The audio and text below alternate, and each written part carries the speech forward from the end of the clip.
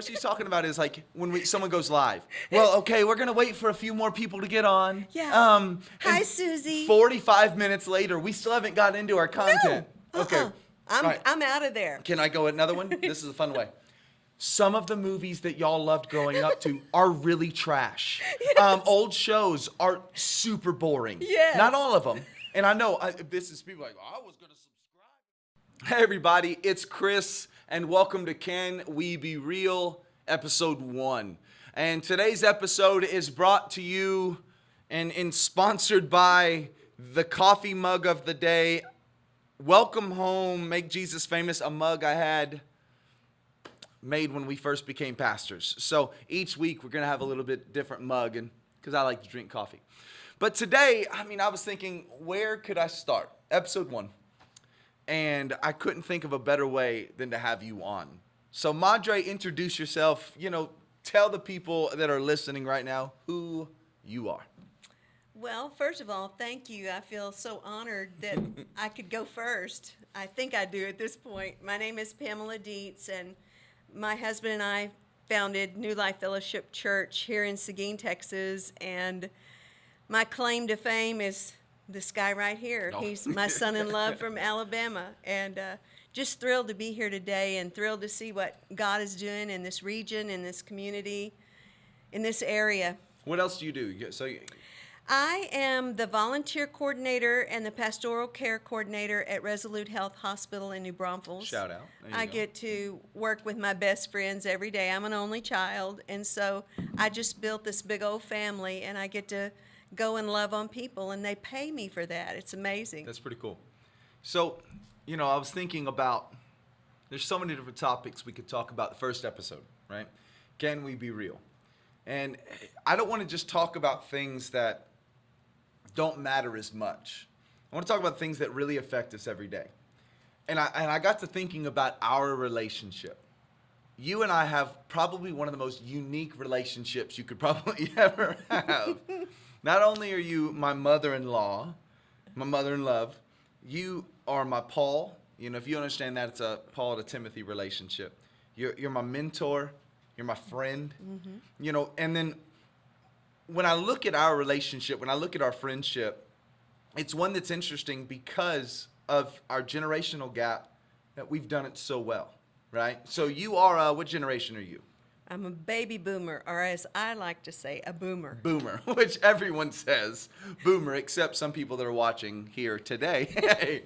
Boomer. And then I am, which it's funny, they used to fight about it. They're like, oh, millennial. Well, I am a millennial. They get real tied with the next generation, with the one now. It's like Generation I or Generation, I don't know. What is the name of the generation today? I don't know what letter we're on. Generation TikTok. But so when I look at this, people see the relationship that you and I have, and they wonder how we do it.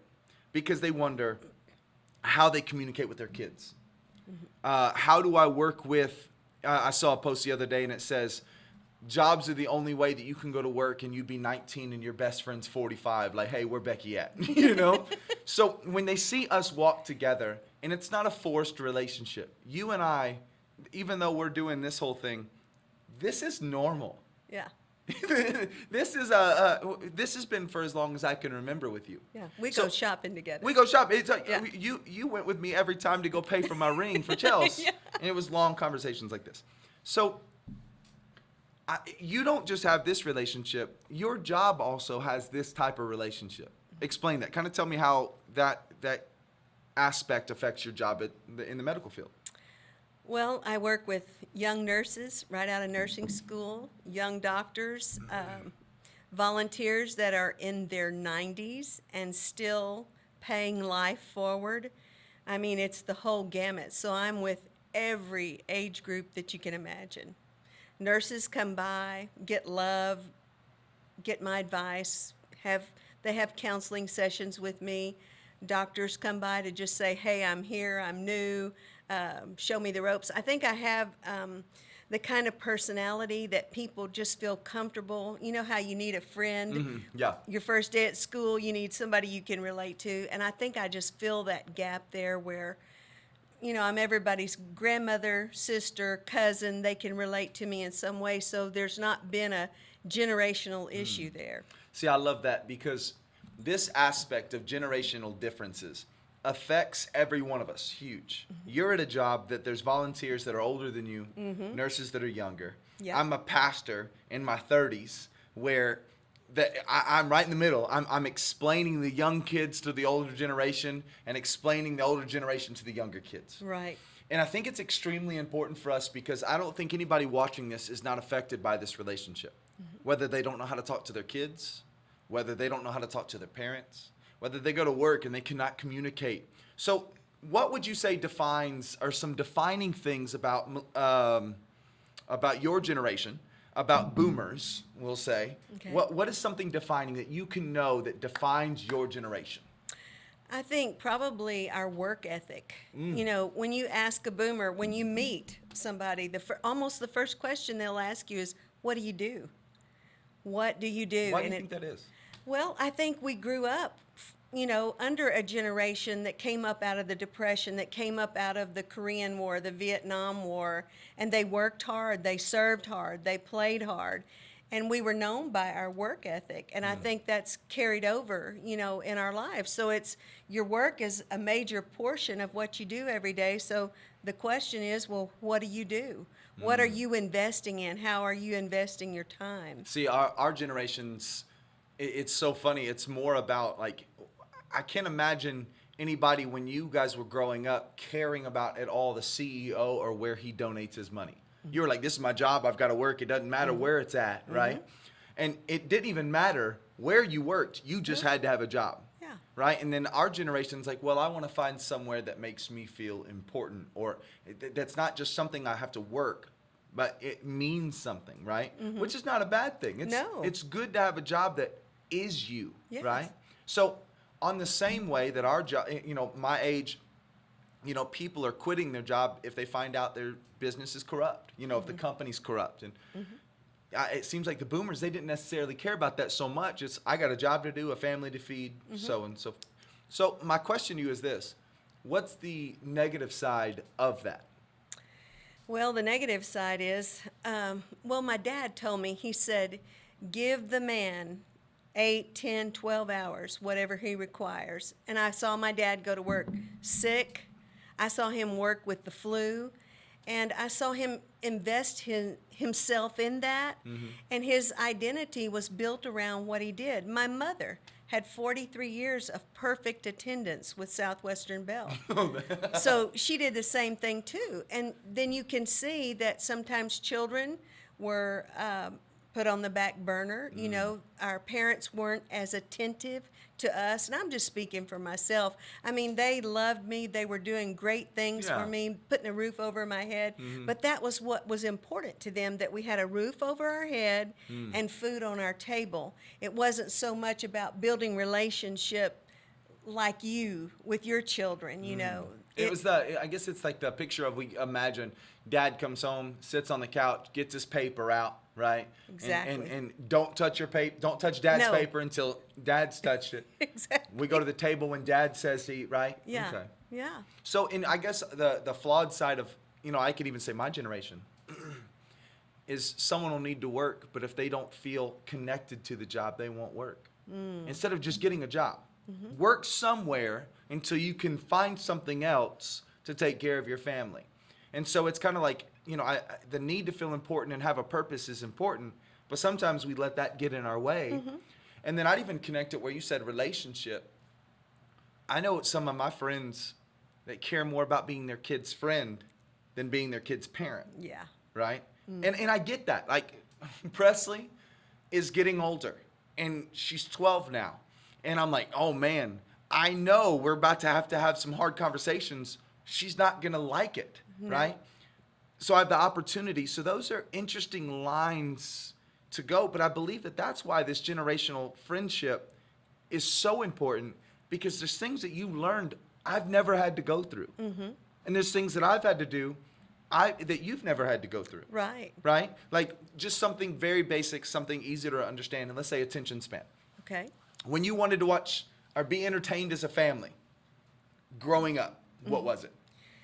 The Ed Sullivan Show on Sunday nights. You know, we had one of the first TVs in black and white, and we gathered around. There was only a few hours that TV was on, even every day, and so that was our big family entertainment when we finally got TV, probably in, I don't know, the early '60s. We Yeah. didn't have one up until then, so that was huge for us. What? So, because I sit there and think people, I guess, have a misunderstanding of relationship with time. They think that was like forever ago. That wasn't that long ago. Not really. That wasn't. It really wasn't, right? Right. And I think now that if we watch a TV show with commercials, the kids lost attention.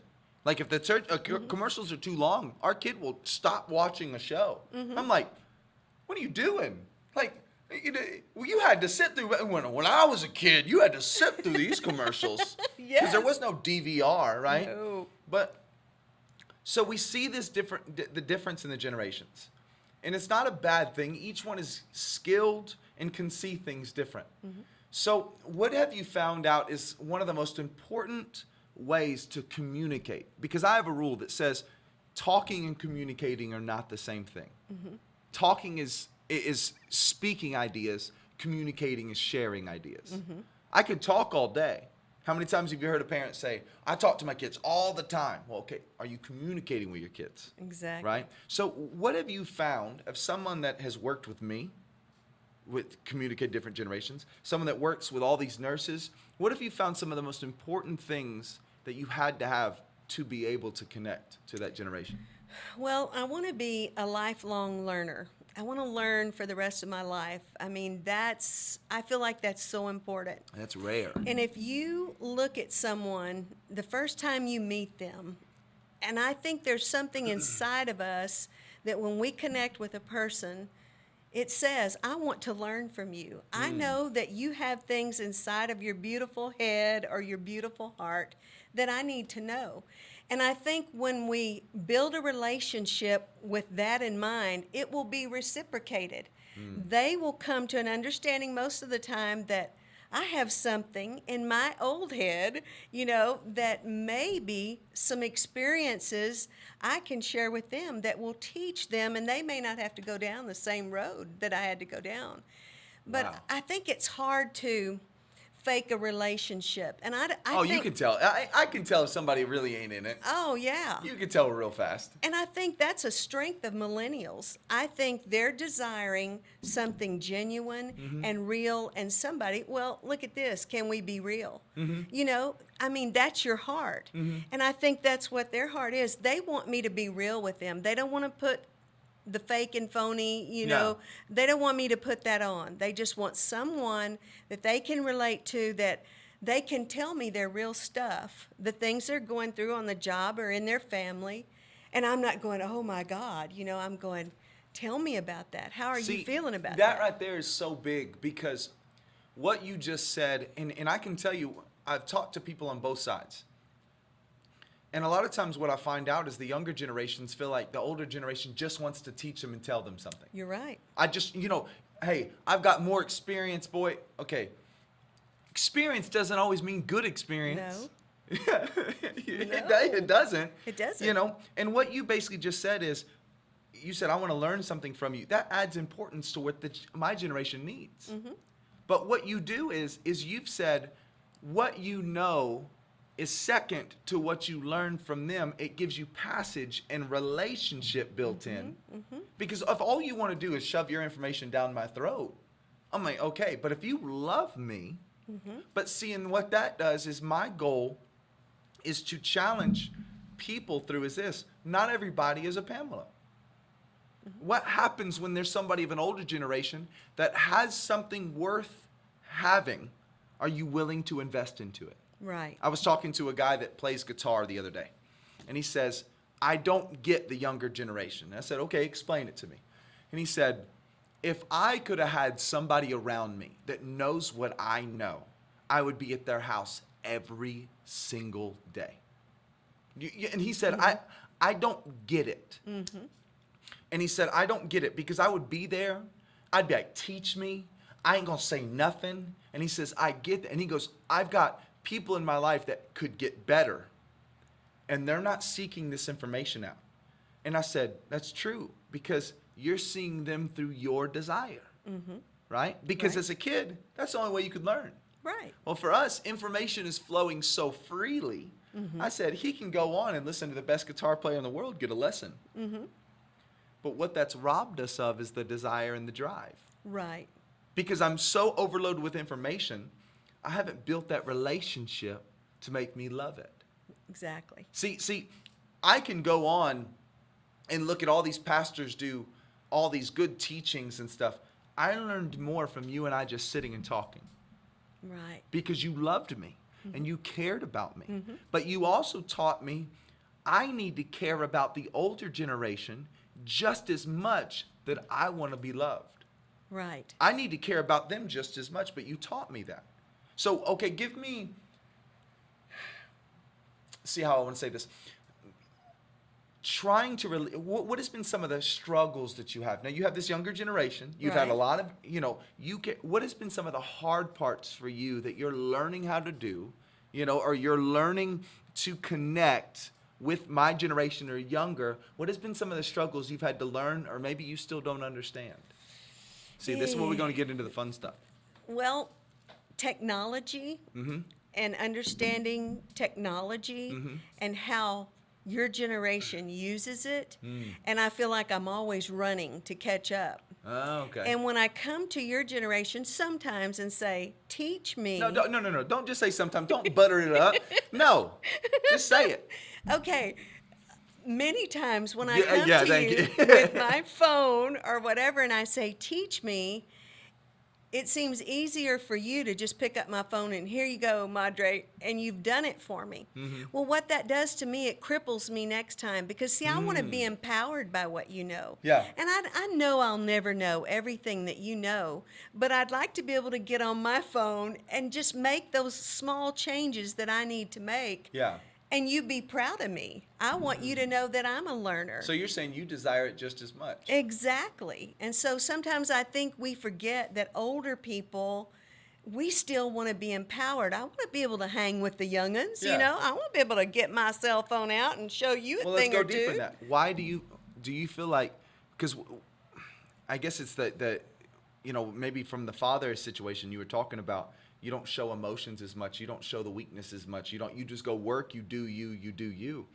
Do you feel like there's a lot of people that are over a certain age that they don't have the confidence, they don't have the self-value as much, but they don't say it because that's a sign of weakness? Absolutely. Oh, I think that's something that my generation has definitely struggled with. And I think that we felt like we would be judged, Oh, wow. and less than, and maybe not understood. And, I've had people, have you ever opened up and you just told somebody you felt like the moment was right and you just, laid your heart out to that person and then you go, well, have you ever felt like that? Or can you understand that? And they go, well, no. And then it's just like, you laid it out there to someone who won't become vulnerable back with you, who won't be real back with you and say, yeah, I felt like that. And let me tell you why. You want to hear my story. So I think it is something that we struggle with. And we just, back then, do y'all know that children were told in my generation, and Lane and I were talking about this the other day, we were told that children were to be seen and not heard. And now for my generation, we're showcased. We're our kids' paparazzi. Yeah, can you imagine that? Can you imagine being told that? What would that do to a kid? Exactly. So I think we internalized a lot of things. I know I did. Basically, I'm speaking for myself. And Well, for sure. For sure. But I know I just learned how to suppress things and not put it out there until I got past a certain age. And I thought, hey, somebody Yeah. in your generation may benefit from my story. So why don't I just tell it? It seems like almost what they did was the generation said, okay, I didn't have this, so let's flip it. And now I'm going to be my kid's best friend. I'm going to be in there and I want to make my kid mad Oh, yeah. and everything's for my kid. And I'm going to give my 7-year-old a $1,200 phone, and I'm not bitter. But I can tell. Right. But so what happens is there's not much balance. Right. Right? There's not much balance. You'll see it a lot of times. A marriage is failing because maybe mom or dad are more invested in the kids than they are with their marriage. Sure. Right? And or you'll have kids that don't know how to hear what happens when it's not all about them. Exactly. Right? What happens if I don't?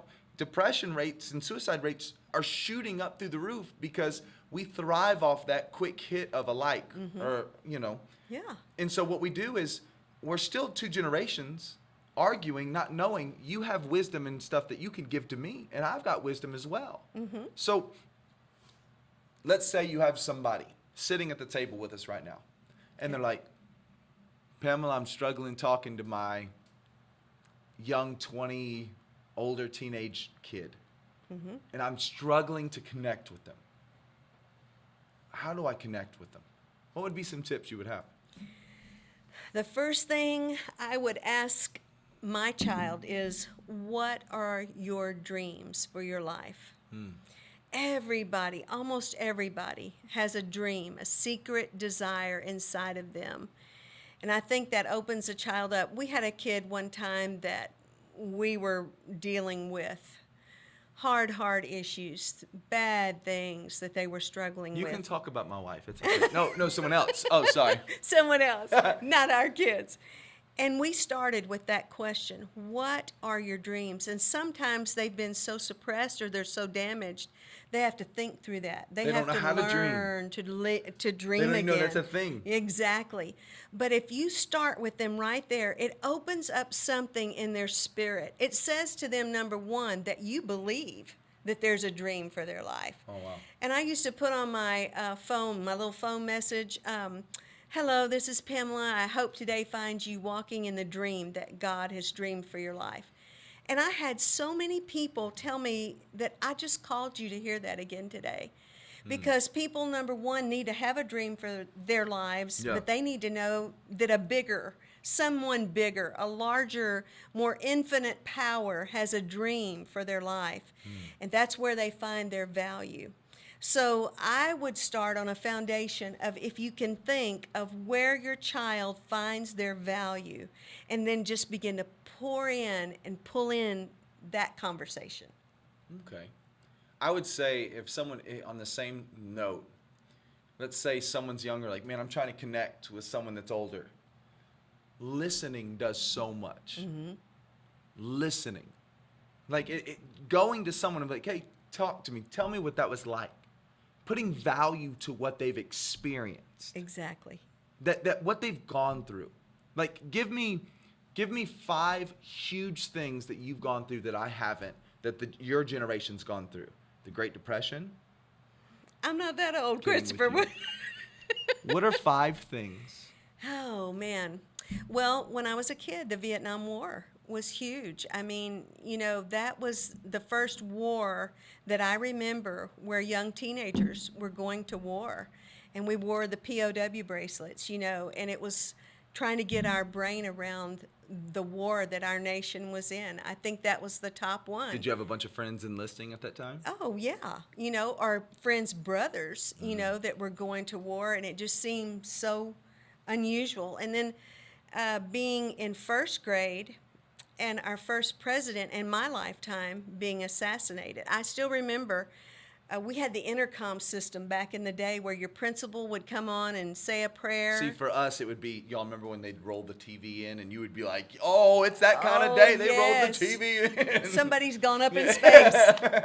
Well, in those days, there was an intercom, and our principal came on and he said, students, I want you to put your head on your desk. I'm a little first grader, I'm scared of school anyway.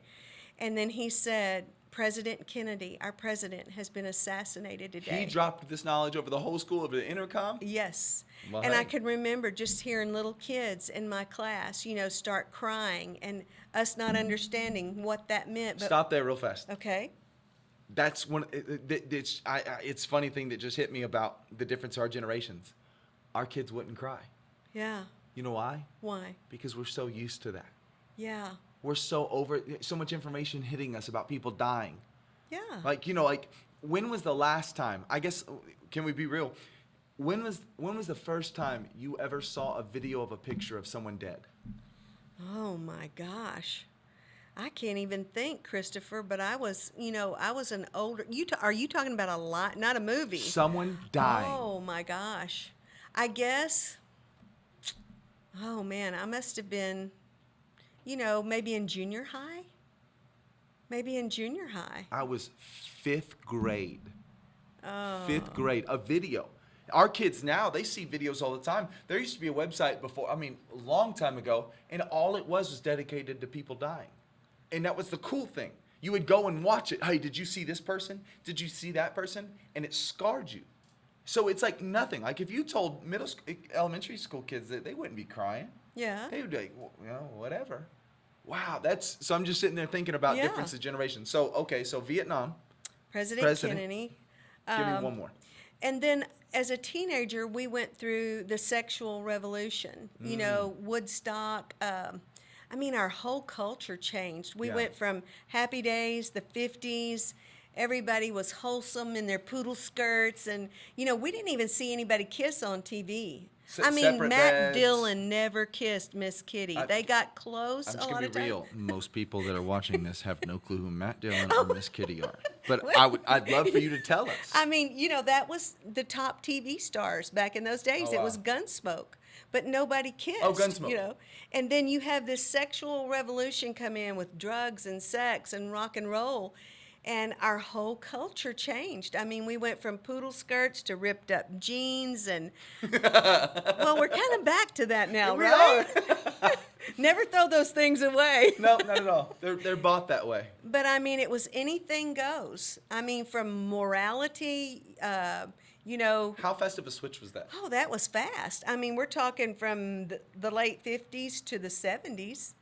And so you think about the revolution that my generation went through. And then the motto was, if it feels good, do it.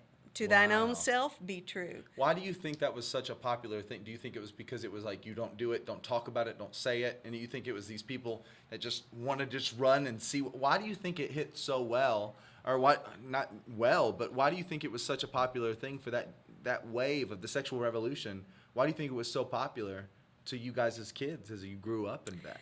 I don't know. I think music is so important to every generation. We're going to do an episode about that. And our music led us into that. It began with Elvis's pelvis, and gotta watch that out. began to bleed over. And then he and others opened that door, and the music took us there. And Wow. you think of Woodstock, Yeah. what that was all about.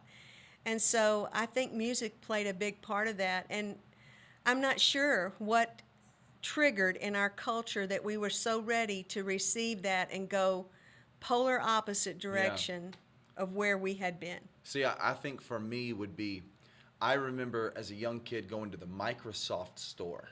And it was a whole store dedicated to Microsoft computers. And if you went back and looked on how much those things cost compared to what they are now, Oh, yeah. it was like almost like a small vehicle. It was just crazy on how much they were, Yeah. how expensive they were. So you had that. You had sitting kids, if they don't, I even get annoyed if that little spinning thing of loading. But I remember you would go in, you'd log onto the wire, tell everybody, hey, we're dialing in for the internet. And beaky. And I also remember when social media hit. First it was MySpace. Top friends, you could design your page. You would get in debates over who's there. And then when Facebook hit, that was like the end of high school going into college. I remember when that was really hitting. And how it changed because you felt so connected to people, right? You were like, oh, I'm in Texas now, but I can still contact all my old friends. So it's almost like it wasn't big world events as much. Now, don't get me wrong. I remember 9/11. I remember it was Thursday. It was a Thursday morning, and I'm still ashamed to say this. I guess it's because I wasn't really thinking about it. I was just a selfish little freshman. And they rolled the TV in and showed us the World Trade Center's crashing going on. And I was like, this is why we're not going to have a football game today? I was a jerk because I didn't realize. I was just like, well, it's just a plane crash. But then I started watching it going, oh, wow, it's a terrorist attack. Oh, wow, it's this. So you started seeing that. I remember going to someone's house and we all sat around when they were announcing going to war. I remember these things. So what did it mean to you? You were talking about earlier when I began to see those things. So what did that mean to you? Why do you think you didn't feel that so much? It was like, I think it's because, with media, it hits us so much. It wasn't the most shocking thing I've seen or heard. right. I was just used to it, right? It's just, I think about talking to Lane the other day, and he said, when they had the car chase, and someone shot a gun and hit the car, and there's 2 bullet holes, and the whole city came out to just look at the bullet holes in the car, right? Right. And I'm like, that's more like your generation. You're like, oh my gosh, this happened, because that was it. For my generation, we've already seen 1,000 things like that. Yeah. It wasn't shocking to me. Do you think video games have desensitized some of your generation? Yes and no. Okay. Yes and no. Because I can tell you this, it's to where I was talking to somebody about that the other day. That's a really good question. Ooh, I like that. I was talking to somebody about that the other day, and I said, what's any different between a video game of shooting a gun and running around your backyard shooting a stick towards your friend? That's true. And they were like, well, I've never thought about it that. I was like, do you know how jacked up our games were? Back at the time, you probably can't even, but it was like Cowboys and Indians. And we'd be like, oh, no, I'm going to scalp you. Do you realize what we're playing, right? We're shooting each other and all this kind of stuff. It's you think about that. I'm like, video games is just a visual depiction of that, Yeah. right? But I know that with I've seen a lot of people with it that weren't affected by that, and I think this is why. You've heard the conversation, people are like, oh, this is leading to this. It's the same reason why when we look at what's all going on, we're not shocked by it. No. Well, it's not it's not a shocking thing, right? It's nothing.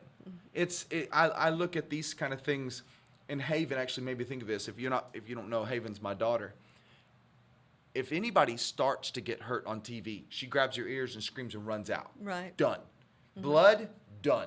Someone's gonna get hurt, done. Right. And I'm like, that used to be a norm of, oh my gosh, what is this? Oh my gosh, that's horrible, right?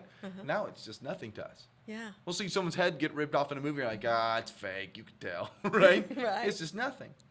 But I think that's one thing to where, even with connecting the generations, that there's an overflow of information that you have from your experiences and what you come from. And my experiences of what I'm good at. And if I don't value you, and you don't value me, more Yes. than your experiences and my information will never connect. Exactly. You'll have dads out there that go, I can't connect with my son. Do you care about connecting with your son? Or do you just care your son about hearing the information you have? Exactly. Well, my dad, he doesn't care. Do you care about your dad? Or are you just wanting him to leave you alone so you can do your thing? The relationships, I feel like, are one of the most key things when it comes to generations working with each other. And I feel like, too, I think we've come to realize that this is so important. Look at us. We are face to face. And we've gone through a season where we haven't been face to face. We were finger to phone, Yeah. dialing somebody or texting somebody. And it's way different than looking in somebody's eyes and sensing and getting the feeling out of, the conversation, what Yeah. they're going through and what they're not saying. I listen more to what people are not saying. Oh, you've taught me that. That's changed my... Yeah. Oh, pfft. Exactly. And you talk about building a relationship. Well, what didn't they say when I asked that question right there? And we can't do that, in the season that we've come out of. And I got trapped in it too, because I could text for 1 minute and be done, where this is going to cost me some time. I used to make fun of texting. I was like, who texts anyway when it first started, right? Yeah. And now it's just, I don't want to have that full conversation. Yeah. You know a hard question we could ask? What? When's the last time, other than this, have you and I had this long of a conversation with somebody with no interferences? Preach. Right? With this much time have we had with a conversation? And I think the basis of it is to where people might think, oh, this is the podcast. You and I would do this. We do this All the time. all the time. Yeah. But I guess that would be it. You want to connect with somebody in a different generation? Ask yourself the last time you sat down with them long enough to have a conversation. Mm-hmm. Or, so what would your, I got a question for you. Let's say, because most of the time, you're not going to be able to sit with somebody for this long if you haven't done it. Right. So what would be some tips that you have to, let's say you got a kid in your life or a young person, you're wanting to grow, you want to have this kind of conversation to learn and grow them, but the longest conversation you've had is 30 seconds. Oh. Longest conversation you had is a text. Mm-hmm. How do you break that wall? How do you build that? You want me to be real? I For real? didn't invite you not to be. I do it over food.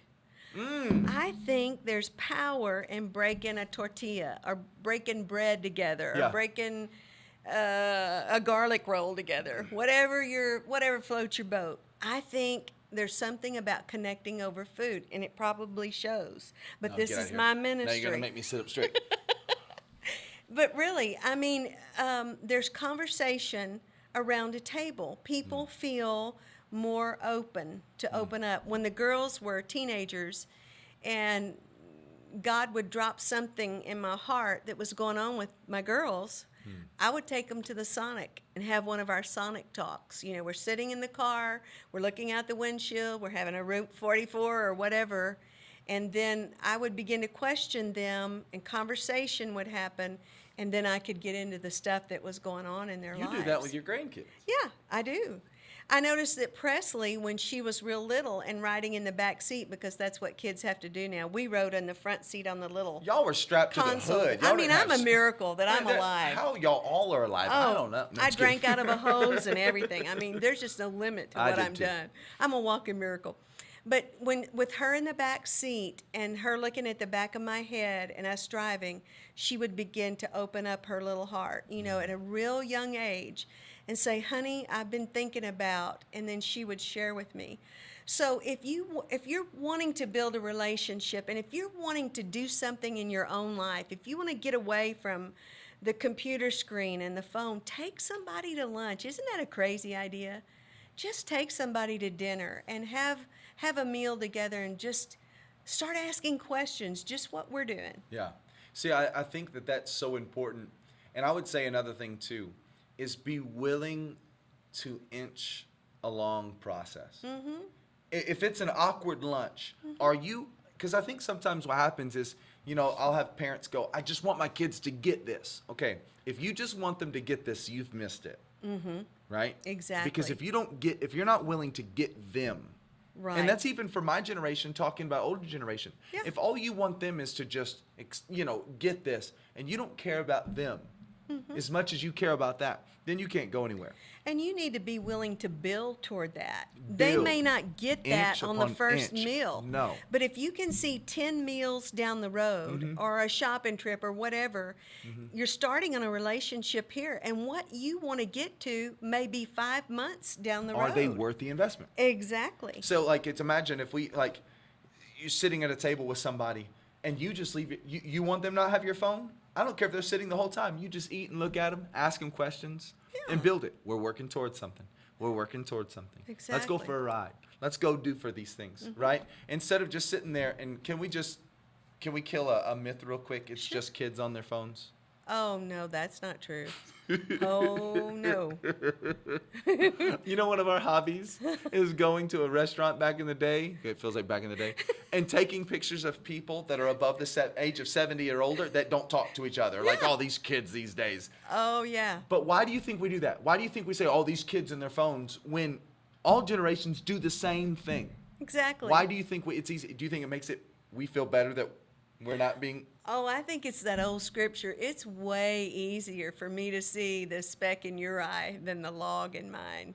I think that's basic human nature. I saw a picture and somebody said, we miss the days back when we used to talk. And it was a picture of everybody with cell phones. And they pulled up a picture of a Subway and everybody was on their paper. They're like, they ain't talking either. That's right. They ain't do nothing. Uh-uh. So looking at these relationships, so I guess we can kind of even go back. You said, you need to care about the person and build a relationship and work at it and go. What happens if you're connecting and you're teaching somebody in your generation? What would you tell somebody in your generation that is wanting to connect to somebody younger? And things to watch out for. Like I'll tell you for me, if I'm talking to someone young wanting to connect to somebody old, Okay. be very careful that you talk the whole time. I know you care about your voice a lot, but listen. Be cautious, right? So I would tell somebody younger, be very careful. And they may not change overnight, right? And take time with them. And I would also say, don't shut them off just because they think different than you. Our generation does that really bad right now. Mm-hmm. If we don't see you the same way, we're just going to shut you off. Mm-hmm. We're just going to, oh, well, that's just, and we shut it off. So I would say my generation needs to be careful on how fast they write off relationships just because they don't think the same, Mm-hmm. right? I think we're used to a lot of change. Yeah. We're used to change and we're used to that. But a lot of times we do that with an older generation. Mm-hmm. We'll accept a struggle with change with somebody that looks like us at the same age, but we'll write off the older generation because you guys will always be this way. Exactly. And that's not true. So what about, so teaching somebody, let's say that's teaching someone to connect to somebody younger. What are some cautions that you have? You're going to laugh. Mm-hmm. It's the same exact thing that I would say to them. Exactly what you just said, you'd say to a young person. That's exactly what I'd say to an older person. You've got to learn to listen, and you've got to become non-judgmental.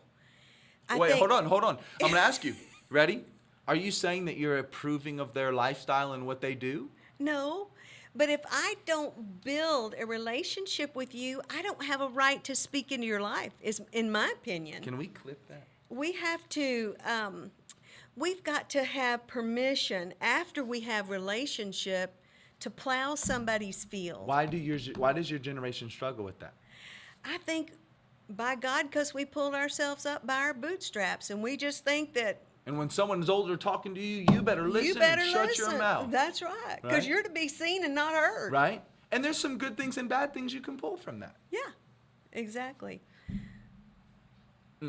See, so I guess my question for you is this. Why is this so important? Why is this generation gap that's got to be crossed? Why is this so important for this to work? It's so important to our culture to go where we need to go. We can't go if we're divided.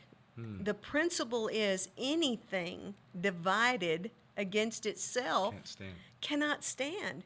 And this is way bigger than us. It's not just about our relationship with one another. It's about our community. It's about our school. It's about our churches. It's about our cultures. It's about our state. Yeah. It's about our nation. And what's really come home to me through this whole thing we've been going through with the pandemic, it's about our world. I never realized how brittle the world is. I always saw the world as something so strong and powerful that nothing could touch it. Little pockets would be touched. But when I saw this thing happen, I told Lane, I said, the world is so brittle right now. Wow. So we've got to unite on every front that we can. We won't agree about everything, but No. we don't have to fall out with each other.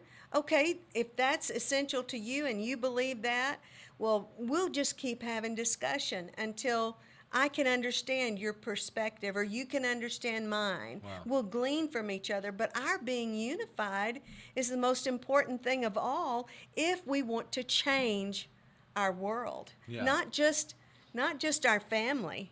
You know, you change a family, you've heard that. Yeah, You change a exactly. family, you change a city, all that thing. But I'm understanding that like I never have before. We may not agree on the small, non-essential things, but what can we agree on? And when we have to go to that conversation, then that is going to cause us to find what we have, our common ground. That's good. So, and I think what's so important about this, and it's kind of what you just talked about, is that when you are more caring about the relationship building between it, everything else can be dealt with. Everything. We can attack those things, Yeah. right? We can deal with those things. So then tell me what your generation's got right. Tell me something that my generation needs to grab from yours. What is some stuff that your generation, that you definitely can add to my generation? What would be some stuff? Well, I think there are still people in my generation that understand the value of your generation. I think we can look back and see where we did make our mistakes. Now, we went a little overboard, just like you said. We didn't find the balance in that, and we wanted to become your best friend. But now we're making full circle, we're taking a 180, and we're seeing how we can find the balance. Yes, I want to love you. I want us to be friends, but I also want to be able to impart into your life. And you respect the things that I've been through, and I want to respect the things that you've been through. So I think that my generation, now you may disagree, but I do think we still have an understanding of the power of respect. Oh, there's no doubt. Because with us, we have so much information, right? It's kind of like this. Think about celebrities. Only time you ever saw a celebrity was on a movie. Only time you ever saw a pastor was on Sunday morning, typically, if he wasn't visiting. Right. People of honor and respect or of renown, the only time you saw them was when they were on. Right. We see them at all times. I've seen them without makeup. I've seen them at the worst times and all the kind of things. So I've seen them at their worst. So we fail to have respect with our generation as much. It's key. Let me ask you something about your generation. How do you feel like your generation views honor? I think it's, you've got to earn it before you get it. And the worst part is that even though we're like, respect earns respect, blah, blah, blah, you got to have it, you got to have it, you got to have it. My generation doesn't know what it is to respect a position over respecting the person. Yeah. Like, we're going to be real, we're just going to go there. I respect my biological father, Okay. though he has done absolutely nothing to respect. Right. Not being rude. He chooses not to be in my life, but I respect him. We were preaching one time and I accidentally said his name. I cut off the video because I didn't want his name going out there. And I've had to learn what it is to respect a position, not just the person. Because, and I think that's where my generation fails a lot, is that we feel like you've got to earn that respect. We don't know what it is to just to honor. Yes. And I think and I've got to be balanced there. And I think sometimes too, would you say that might be a weakness for your generation, that we just honor, and we can overlook some things just because you just got to honor. Well, that's not acceptable. But hey, that's still so-and-so. But that's not acceptable. Right? So it's kind of like that middle ground of relationship. Yeah. We never felt like it was okay that they be called out. And I think a lot of that is Southern too. There's a lot of Southern culture in my life where, we just say, well, bless your heart over that person, or bless his heart. Yeah. Oh yeah, we know that. But we didn't feel, there was a lot of things we just couldn't say. There was dishonor if we spoke the truth. And I think that's why we held so much hurt inside of us, because we didn't want to dishonor anyone. And we didn't realize we had the right to say, that is not okay for you to behave that way toward me. Wow. What you did is not okay. I can forgive you, but what you did is not okay. And I think that's something that we're learning from your generation. We are learning, we're finding our voice in that the things that happened to us as children or teenagers that we stayed silent about. Because that used to be the way that they did it. They used the authority to make things happen. And now people are like, man, we're going to out you. We're going to let you know. Exactly. We're going to put it out there. Right. And I think what's important is that for our generation to go, because you're going to teach our generation honor so much more, and I'm going to teach because you've taught me. But then I'm going to tell that generation, I don't care what position he has. If he's not living it behind closed doors, the position's not earned. Exactly. But you can still honor, but that doesn't mean you accept what they're doing. And this type of thing, to where we grow, because you see things from what you've raised with, I didn't experience. Exactly. And then the same thing for me, it's just from a different area. And see, I would say this, how well do you think your generation would have done with social media? Oh, I can tell you right now. I still call Chelsea. I find something, and I call Chelsea, and I tell her to order it. Well, let me ask you this. How well do you think your politicians, how well do you think your leaders, how well do you think your people of influence would have done if their life was on social media and everybody knew everything that they did? Oh, mercy. I mean, we knew enough as Imagine it was. I am not a crook would have been Yeah. on Twitter. Or I did not, Yeah, exactly. Oh, yeah, exactly. And because it is hard, right? It's is. kind of like I was talking to a father the other day, and he was breaking down in front of me. He said, "My wife posted a video of her playing with a kid, and guess where I was? In the background playing a game on my phone." Oh. Right? And he goes, "I should have been there." And he didn't plan on putting himself out there, but that's always etched there, right? And so I sit there and think about now the microscope that we are living under, that everything is out there. Yeah. Everything is out there, that you can't go anywhere. We're nervous to say something wrong because then it's forever on social media. Exactly. Can you imagine your wild days, your old friends taking pictures of you at your wildest days and posting it online? No. Right? And that's No. something we constantly have to deal with. Yeah. You can not get hired because of your social media. Exactly.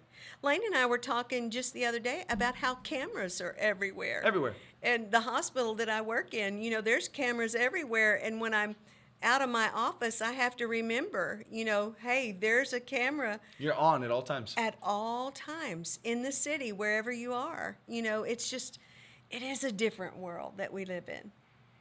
So I think what's important for us is that, and I think this is going to be a good thing that we might have to come back for another episode on this one because we've actually done, I'm pretty excited what we've talked about.